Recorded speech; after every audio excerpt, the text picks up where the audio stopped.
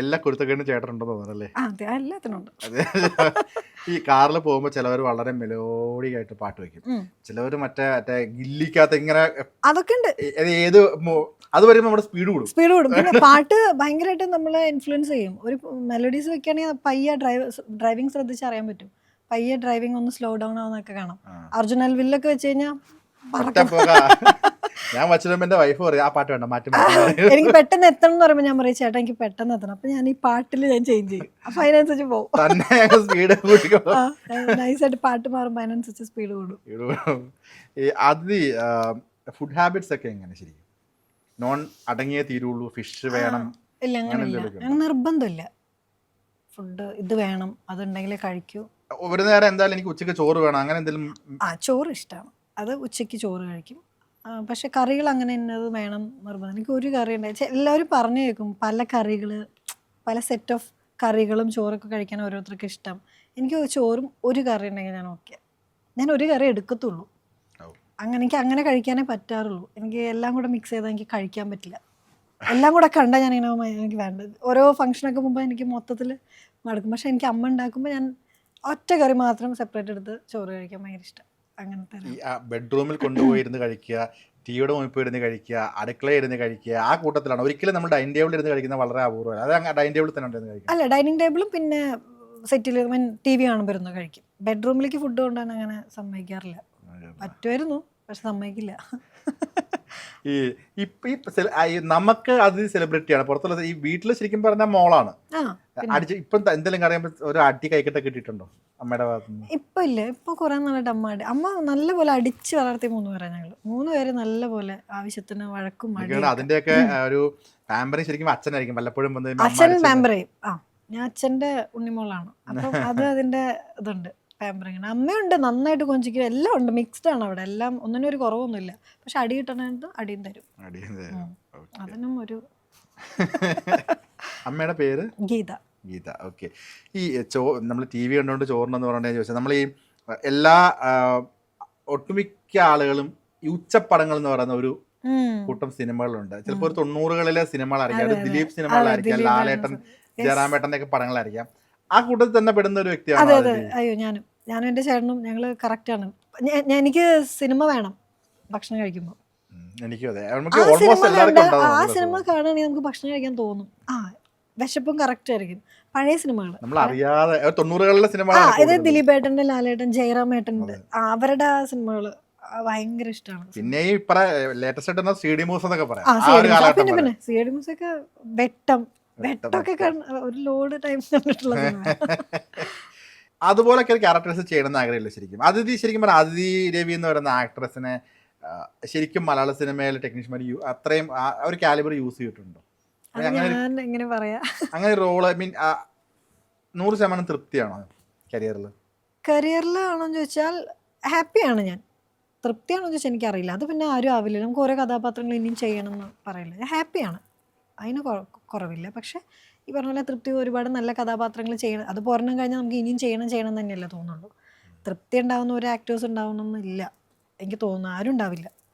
അപ്പം അങ്ങനെ നോക്കുമ്പോൾ ശരിയാ, തൃപ്തിയല്ല. ഇനിയും ഒരുപാട് നല്ല കഥാപാത്രങ്ങൾ, എനിക്ക് നല്ല സിനിമകൾ ചെയ്യണം തന്നെയാണ് ആഗ്രഹം. ഈ ഒരുപാട് സൗഹൃദ വലയങ്ങളുണ്ടാവും. ഈ സൗഹൃദ വലയങ്ങളിലൊക്കെ ഇപ്പം നമ്മൾ ഇന്റർവ്യൂ തുടങ്ങുന്നതിന് മുന്നേ സുരാജേട്ടൻ തന്നെ എൻ്റെ കാര്യം നമ്മൾ സംസാരിച്ചപ്പോൾ അത് തന്നെ കോട്ട് ചെയ്ത് വരാം. സുരാജേട്ടൻ പറഞ്ഞിട്ടുണ്ട് അവസരങ്ങൾ ചോദിച്ചു മേടിക്കാറുണ്ടെന്ന് പറഞ്ഞിട്ടുണ്ട്. എന്തിനു മമ്മൂക്ക അവരെ അതിഥി എങ്ങനെ സുഹൃത്തുക്കളോടൊക്കെ അവസരങ്ങൾ അങ്ങനെ ചോദിച്ചിട്ട് നല്ലൊരു ക്യാരക്ടർ നീ ഇന്ന രീതി നീ എഴുത് അല്ലെ അങ്ങനെയൊക്കെ പറയാൻ പറ്റുന്ന സൗഹൃദങ്ങളുണ്ടോ? എങ്ങനെയാണ് സൗഹൃദങ്ങൾ സിനിമയിൽ? അങ്ങനെ സൗഹൃദങ്ങളില്ല ഇപ്പൊ. ഞാൻ പക്ഷേ കുറച്ച് പേര് നമുക്ക് വേണ്ടിയിട്ട് അല്ലെങ്കിൽ 1-2 നമ്മൾ ടീമപ്പ് ചെയ്തൊക്കെ വർക്ക് ഇപ്പം പ്ലാൻ ചെയ്യുന്നൊക്കെ ഉണ്ട്, നല്ല സിനിമകൾ. അപ്പം എനിക്കും പ്ലാൻ ഉണ്ട്, നല്ല ചെയ്യുമ്പോൾ നല്ല ഇതിൽ ചെയ്യണം, അങ്ങനെയുണ്ട് ഇപ്പോൾ. അതിപ്പോൾ ഈ അടുത്തൊക്കെ ആയിട്ട് വന്നതാണ്, നമ്മളിലേക്ക് വന്നു ചേർന്നതാണ്. ഞാനായിട്ട് പക്ഷെ തേടിപ്പോയതുമല്ല. അതാ ഞാൻ പറഞ്ഞത്, ചില സമയത്ത് നമ്മൾ പറയില്ലേ, ഞാൻ എക്സ്പെക്ട് ചെയ്ത ആളുകളല്ല ഒന്നും. അപ്പം അതുകൊണ്ട് എനിക്ക് ഭയങ്കര ഇനിയും ഉണ്ടാവും നല്ല സിനിമകളിൽ. അതിന് മുന്നേ ഞാൻ അങ്ങനെ ചോദിക്കലില്ല. എനിക്കും ചോദിക്കാനൊരു മടിയായിരുന്നു. അങ്ങനെയൊക്കെ ഞാൻ എങ്ങനെ ചോദിക്കാതെ ബുദ്ധിമുട്ടിപ്പിക്കുകയാണ് എപ്പോഴും. നമ്മുടെ ഫസ്റ്റ് തോട്ട് ഞാൻ കാരണം ഒരാൾക്ക് ബുദ്ധിമുട്ടുണ്ടാവണം ഞാൻ ചോദിച്ചാൽ. ഇനി അവർ നോ പറഞ്ഞാൽ അത് പിന്നെ ഒരു ബുദ്ധിമുട്ടാവും, നമുക്കും ഒരു വിഷമം, അവർക്കും അതൊരു. അപ്പം ചോദിക്കൽ വളരെ കുറവാണ്. പക്ഷെ ഇപ്പം ഞങ്ങൾ കുറച്ചുകൂടി ടീമപ്പ് ചെയ്ത് വരണം നല്ലതൊക്കെ വരുന്നുണ്ട്. അപ്പം അതിൽ ഞാനിപ്പോൾ ഹാപ്പി. ഇപ്പം അതാ പറഞ്ഞത്, ഞാൻ ഒന്നിനും പോയപ്പോൾ തന്നെ വരുന്നുണ്ട്, അതിൽ ഞാൻ ഹാപ്പിയാണ്. അത് എപ്പോഴും ഭയങ്കര പ്ലസന്റ് ആയിട്ട് ഞാൻ ഇഷ്ടപ്പെടുന്ന വ്യക്തിയാണ്. എനിക്കത് ഇഷ്ടമാണ് അങ്ങനെ. കാരണം ഞാൻ അങ്ങനെ പെട്ടെന്ന് ഇങ്ങനെ ഡൗൺ ആവുന്ന നെഗറ്റീവ്, എപ്പോഴും നെഗറ്റീവ് ചിന്തിച്ചിട്ടൊക്കെ ഉള്ള ഒരാളായിരുന്നു. അതല്ല എന്ന് മനസ്സിലാകുന്ന പോയിന്റിലൊക്കെ എത്തിയപ്പോൾ എനിക്കിപ്പോൾ ഇതാണ് ഇഷ്ടം. ഇങ്ങനെ ഇരിക്കാനാണ് നല്ലത്. ഇത് നല്ലതേ കൊണ്ടുവരും നമുക്ക്. നെഗറ്റീവ് ഇരുന്നാൽ നെഗറ്റീവ് മാത്രമേ വരുള്ളൂ, പോസിറ്റീവായിട്ടിരുന്നാൽ പോസിറ്റീവ്. അപ്പം നമുക്ക് ചൂസ് ചെയ്യാം ഏത് വേണമെന്ന്. 100% ശരിയാണ്. ഞാൻ ആലോചിച്ചേ. അല്ലേ? എത്ര വയസ്സുണ്ട് ഇപ്പം? അയ്യോ, വയസ്സ് പറഞ്ഞോളൂ, ഇപ്പം 32. 32. ഭയങ്കര മെച്യൂരിറ്റിയോട് സംസാരിക്കുന്നോണ്ട് ചോദിച്ചത്. ഭയങ്കര എനിക്ക് ശരിക്കും പറഞ്ഞാൽ ഭയങ്കര വായിക്കുന്ന ഒരാൾ പറയുന്നപ്പോ എനിക്ക് ഈ സദ്ഗുരു കേട്ടിട്ടുള്ള ഒരു ഇതായിരിക്കും ഇങ്ങനത്തെ തോട്ട് പ്രോസസ് കേട്ടും പിന്നെ നമുക്കത് ഞാൻ ഓരോന്ന് വരുമ്പോൾ അതിങ്ങനെ ഒബ്സർവ് ചെയ്യാൻ തുടങ്ങിയപ്പോൾ എനിക്കത് നമ്മുടെ തന്നെ മിസ്റ്റേക്സും നമ്മുടെ തന്നെ എക്സ്പീരിയൻസിൽ നിന്നും പഠിക്കുമ്പോൾ ഉണ്ടാവുന്ന ഏത് ബുക്ക് വായിച്ചാലും കിട്ടില്ല. ബുക്ക് വായിച്ച വേണമെങ്കിൽ എനിക്കിങ്ങനെ ഒരു പ്രഭാഷണം അങ്ങനെയൊക്കെ പറയാൻ പറ്റും, വന്നിരുന്നൊക്കെ വേണമെങ്കിൽ. ഇത് ഉള്ളിൽ നിന്ന് പറയുന്നതാണ്. ഇത് ഞാൻ എൻ്റെ ഇതിൽ നിന്ന് പറഞ്ഞതാ, ഇതെനിക്ക് ബുക്കിൽ നിന്ന് കിട്ടിയതല്ല. ബുക്ക് വായിച്ച് പറയുന്നത് എളുപ്പമാണ്, അതിന് ഇത്തിരി അത്യാവശ്യം അതിലൊരു സ്കില്ല്, വായിക്കാനുള്ള ഒരു ക്ഷമയും പിന്നെ ആ ഒരു സ്കില്ല് ഉണ്ടായാൽ മതി സംസാരിക്കാൻ. പക്ഷെ അത് ഉള്ളിൽ നിന്ന് വരുന്നതാണ് ഏറ്റവും. അങ്ങനെ ഉണ്ടായാൽ നല്ലതായിരുന്നു. ഞാൻ ഇപ്പോഴും ശ്രമിച്ചുകൊണ്ടിരിക്കുന്നതാണത്. അങ്ങനെ ഓക്കെ. ഈ ഒരു നടി എന്ന രീതിയിൽ സ്വയം പുതുക്കുന്നത് എങ്ങനെയാണ് ഇവോൾവ് ചെയ്യുന്നത്? ഇപ്പം ആദ്യത്തെ സിനിമയിലെ ഇപ്പം ആംഗ്രി ബേബീസിലെ ആ ഒരു ക്യാരക്ടർ ആയിരിക്കില്ലല്ലോ ഈ 10-ാം വളവിൽ വന്നിരിക്കുമ്പോൾ ഉള്ളത്. അലമാരയിലെ ഒരു കഥാപാത്രം ആയിരിക്കില്ല നേരിൽ വന്നത്. ഓരോ സിനിമകൾ കഴിയുന്തോറും അതിഥിക്ക് തന്നെ തോന്നിയിട്ടില്ല അതിഥി മെച്ചപ്പെട്ട് വരുന്നു. എനിക്കതിന് എന്നെ ഏറ്റവും കൂടുതൽ ഹെൽപ്പ് ചെയ്ത് സുരാജന്റെ കൂടെ 10-ാം വളവിന് മുൻപ് ഞങ്ങളൊരു സിനിമ ചെയ്തിട്ടുണ്ട്. അതിപ്പോൾ റിലീസ് ആവാൻ പോകുന്നേ ഉള്ളൂ, ലിക്കർ ഐലൻഡ് എന്ന് പറഞ്ഞിട്ട്. അത് 10-ാം വളവിന് മുൻപ് ചെയ്തതാണ്. അപ്പോഴാണ് ഞാൻ സുരാജനെ പരിചയപ്പെടുന്നു. എന്താണ് ആക്ടിങ്, ഭയങ്കര ഒരു ഇൻസ്റ്റിറ്റ്യൂഷനാണ് സുരാജേട്ടൻ ആ കാര്യത്തിൽ. എനിക്ക് നല്ലൊരു ഗുരുവിനെ പോലെ എനിക്ക് ഭയങ്കര റെസ്പെക്റ്റ് ഉള്ളൊരു ചേട്ടനാണ്. കാരണം ആ കാര്യത്തിൽ എപ്പോഴും നമുക്ക് പറഞ്ഞു തന്നത് അതെനിക്കൊരു ഷിഫ്റ്റായിരുന്നു. എങ്ങനെ നമുക്ക് അഭിനയിക്കുക, നമ്മളും മറ്റേത് ഡയറക്ടർ പറഞ്ഞു തരുമ്പോൾ ആ ഡയലോഗ് മാക്സിമം പഠിച്ച് പറഞ്ഞത് പറഞ്ഞു കഴിഞ്ഞു, ഓക്കെ ഇങ്ങനെയൊക്കെ ആയിരുന്നു. ജോലി തീർത്തു എന്നല്ല, നമുക്കൊരു ടെൻഷനൊക്കെ ഉള്ളതുകൊണ്ട്. ഇപ്പം അങ്ങനെയല്ല, അത് എന്താണ് ആ ക്യാരക്ടർ എന്താണെന്ന് മനസ്സിലാക്കി ചെയ്യുമ്പോൾ ഉണ്ടാകുന്നൊരു ഫീല് ഭയങ്കര രസമാണ്. അതെനിക്ക് സുരാജേട്ടനാണ് ആ ഒരു ടിപ്പും കാര്യങ്ങളൊക്കെ പറഞ്ഞു തന്നത്. ഭയങ്കര ഹെൽപ്ഫുള്ളായിരുന്നു. അതെനിക്ക് 10-ാം വളവിലും ഭയങ്കര ഒത്തിരി ഹെൽപ്പ് ചെയ്തിട്ടുണ്ട്. ആ സിനിമയ്ക്ക് അല്ല അതുവരെ അപ്പം ഈ ഒരു പ്രോസസ്സ് തന്നെ അല്ല, ഡയറക്ടർ എന്ത് പറയുന്നു അത് ചെയ്യാം, നമ്മൾ മാക്സിമം ചെയ്യും, ഇല്ലെന്നല്ല. എന്നാലും അതിൻ്റെ ഒരു ഡെപ്ത് അറിഞ്ഞ് ചെയ്യാന്ന് പറയുന്നത്. കാരണം ലിക്രയിൽ കുറച്ചും കൂടി നല്ല അത്യാവശ്യം നമുക്ക് വളരെ ഡെപ്ത് ഏറിയ ഒരു ക്യാരക്ടറുണ്ട്. അപ്പോൾ അതിന് സുരാജ് ഒത്തിരി ഹെൽപ്പ് ചെയ്തിട്ടുണ്ട്. അപ്പോഴാണ് എനിക്ക് മനസ്സിലായത് എങ്ങനെയാണ് ഒരു കഥാപാത്രത്തെ, അതിപ്പോൾ ചെറുതാണെങ്കിലും ത്രൂ ഔട്ട് വേണമെന്നില്ല സിനിമയ്ക്കകത്ത് ഒരു ആക്ടറെ ഡിഫൈൻ ചെയ്യാൻ. ചെറുതാണെങ്കിലും അതിനെ എങ്ങനെ എത്രത്തോളം അതിൽ ഡീപ്പായിട്ട് കാണാൻ പറ്റുന്നു എന്നുള്ളതാണ് ശരിക്കും ഒരു ആക്ടർ ഇരിക്കുന്നത്.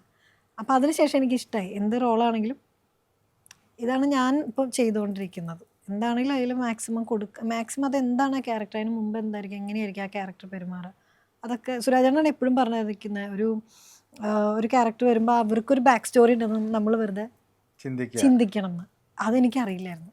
ഞാൻ വന്ന് ഇപ്പം ഒരു IT വർക്ക് ചെയ്യുന്ന ഒരു ലേഡിയാണെങ്കിൽ ഞാൻ അപ്പം തന്ന ഡയലോഗിനനുസരിച്ച് വരും അവൾ എന്തൊക്കെയായിരിക്കും എന്നൊക്കെ വെറുതെ പറഞ്ഞു തരുമ്പോഴാണ് അത് ഭയങ്കര അത് നല്ലൊരു എക്സ്പീരിയൻസ് ആയിരുന്നു എനിക്കത്. ഇപ്പം നമ്മൾ ഒരു സിനിമയിൽ അഭിനയിക്കാൻ വരുന്നു, ഷോട്ട് പറഞ്ഞു തരുന്നു, അസോസിയേറ്റ് ഷോട്ട് പറഞ്ഞു തരുന്നു, നമ്മൾ അതിനുശേഷം ടേക്കിന് വിളിക്കുന്നു. ടേക്കിന് വിളിക്കുമ്പോൾ മാത്രമാണോ ഇതിനെപ്പറ്റി ചിന്തിക്കുന്നത്, അതെയോ പ്ലാൻ ചെയ്യും ഉള്ളിലൊരു പ്രോസസ്സ് നടക്കുന്നുണ്ടാവും, ഇത് ഇങ്ങനെ പറയാം അല്ലെങ്കിൽ ഇങ്ങനെ മാറ്റാം, അങ്ങനെ ഒരു പ്ലാനിങ് ഉള്ളിൽ നടക്കുന്നുണ്ടോ? അതേ ലാലേട്ടൻ പറയുന്ന പോലെ എന്നെ വരുന്നു, വിളിക്കുന്നു, ഞാൻ ചെയ്യുന്നു, പോകുന്നു, അത് തന്നെ വരുന്നു, അത് അങ്ങനെയാണ്? ഏതാണ് പ്രോസസ്സ്?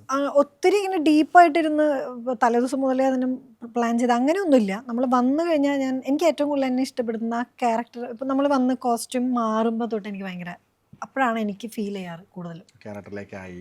അതങ്ങനെ ഞാൻ ചേഞ്ച് അതായി എന്നുള്ളതല്ല, പക്ഷെ അത് ഭയങ്കര ഹെൽപ്പ് ചെയ്യുന്നുണ്ട്. അങ്ങനെ മാറി ഞാൻ അതിലേക്ക് ക്യാരക്ടറായിട്ട് ഇരിക്കുക എന്നുള്ളതല്ല, നമുക്ക് തരുന്ന വേഷങ്ങൾ ഒത്തിരി നമ്മളെ ഹെൽപ്പ് ചെയ്യും ക്യാരക്ടർ ആവാനായിട്ട്. അപ്പം മുതൽ നമ്മളൊന്നും കൂടി ശ്രദ്ധിക്കും എന്താണ് എങ്ങനെയാണെന്നുള്ളതൊക്കെ, അതിനനുസരിച്ച് ചെയ്യാറ്.